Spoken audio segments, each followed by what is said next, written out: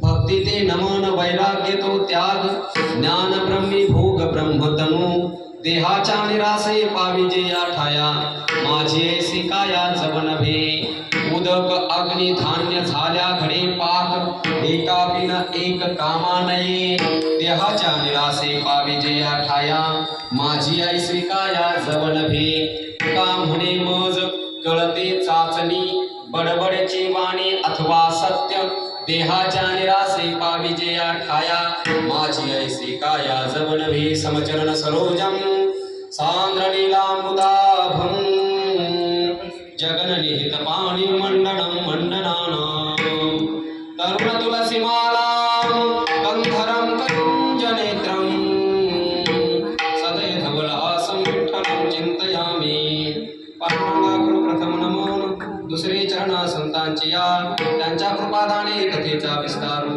बाबाजी सद्गुरु दास तुका जयांचे केलिया स्मरण होय सकल विद्येचे अधिकरण तेची वंदू श्री चरण श्री गुरूंचे ते नमस्कार होणे आता ओम नमो ज्ञानेश्वरा करुणा करा दयाळा तुमचा अनुग्रह लाभलो पावन झालो चराचरे कला कुसरी काहीच नेने बोलतो वचने अतिभाविका एका जनार्दनी तुमचा दास त्याची आस पुरवावी विठाला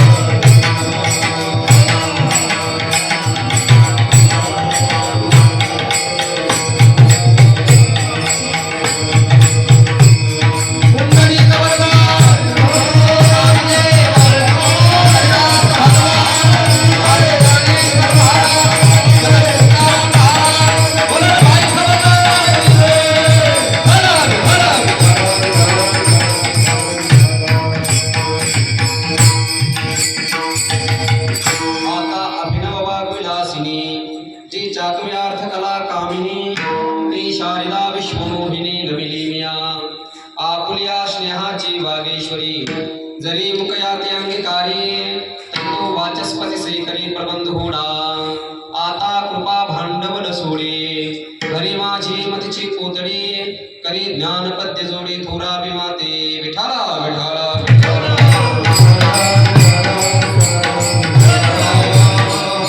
भक्ती ते नमन वैराग्य तो त्याग ज्ञान ब्रह्मी भोग ब्रह्मतनु देहाच्या निरासे पाविजे या ठाया माझी ऐसे काया जवळ भी केवली सम्राट चक्रवर्ती विश्वमौली ज्ञानवर यांच्या कृपाशीर्वादाने प्राप्त प्रसंगी प्राप्त स्थळी कीर्तन रूपी सेविकता निवडलेला अभंग वारकरी संप्रदायातील एक दिग्गज संत वैराग्याचा मूर्तिमंत अवतार वारकरी संप्रदायाच्या कळसस्थानी विराजमान असणारे पंचमवेद निर्माते जगद्गुरु तुकोबा यांच्या अभंग संहितेतील भक्तीची व्याख्या करणारा त्यागाची व्याख्या करणारा आणि ज्ञानाची व्याख्या करणारा या तीन व्याख्या निर्दुष्टपणे करणारा आणि या तीन व्याख्या नसताना एखादा जर व्यक्ती बोलत असेल तर त्याच्यावरती वाभाडे काढणारा हा चार चरणाचा उत्कृष्ट अभंग सेविकाचा निवडला आहे विठाला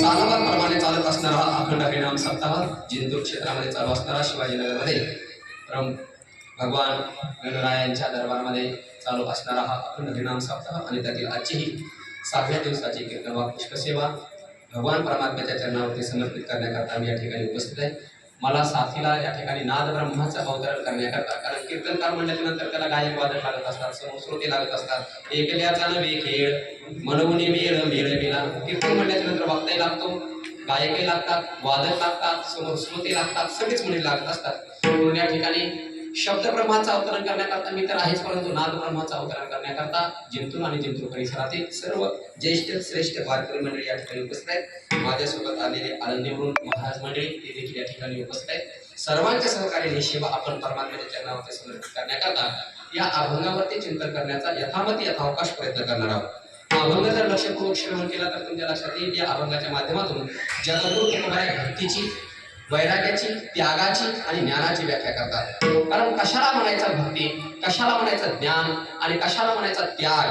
कारण लोकांना भक्ती कशाला म्हणतात हे अजून कळलेलं नाही, त्याग कशाला म्हणतात हेही कळलेलं नाही आणि ज्ञान कशाला म्हणतात हेही कळलेलं नाही. म्हणून लोकांना भक्ती कशाला म्हणतात ते कळावं, त्याग कशाला म्हणतात ते कळावं आणि ज्ञान कशाला म्हणतात ते कळावं. म्हणून जगद्गुरु तुकोबारायांनी हा लिहिलेला अभंग आहे.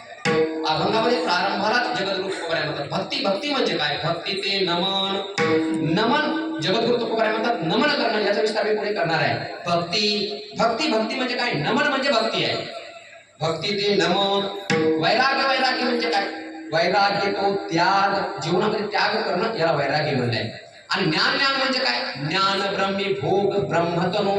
ज्ञानाचा अपरोक्ष अनुभव होऊन जाणं किंवा भोगता भोग्य भोग, ज्ञाता ज्ञान ध्येय, ध्याता ध्यान ध्येय ही त्रिपुटी निवृत्त होऊन जाणं आणि केवळ स्वस्वरूपाने अवशिष्ट राहणं याला ज्ञान म्हणलेलं आहे.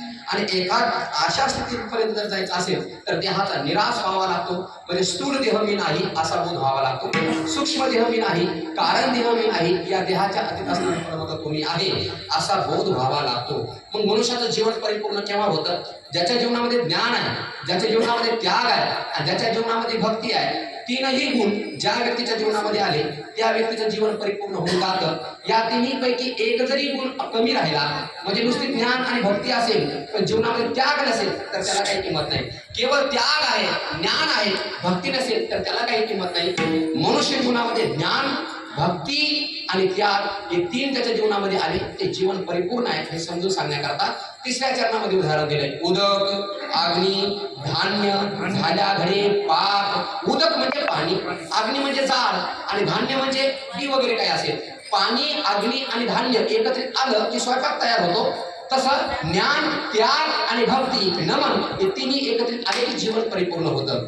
या तीन गुणांनी त्याचं जीवन परिपूर्ण झालं तो जीवनमुक्त महात्मा असतो, तो खरा संत असतो, तो जगाला उपदेश करू शकतो. आणि या तिन्ही गुणांनी जर परिपूर्ण नसेल आणि त्याचं जर बोलणं असेल तर ते केवळ फक्त पोट भरण्याकरता चाललेलं आहे. म्हणून जगद्गुरु तुकोबाराय म्हणतात बोलणारा वक्ता या